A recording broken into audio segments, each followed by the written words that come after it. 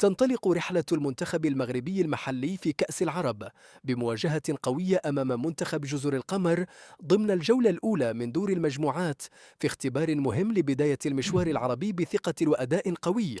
المنتخب المغربي يدخل المباراة بعزيمة كبيرة ويتطلع لتحقيق أول 3 نقاط في البطولة، خاصة أنه يعتبر من بين أبرز المنتخبات المرشحة للذهاب بعيدا.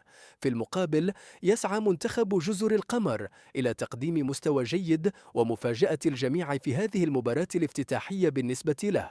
المباراة ستقام يوم الثلاثاء 2 من دجنبر على الساعة 1 ظهرا بتوقيت المغرب، تونس والجزائر 3 عصرا بتوقيت مصر وقطر، وذلك على أرضية ملعب خليفة الدولي الذي سيحتضن هذا اللقاء المرتقب. الجماهير المغربية تنتظر ظهورا قويا للمنتخب المحلي، خصوصا في هذه البطولة التي تشهد منافسة كبيرة بين المنتخبات العربية.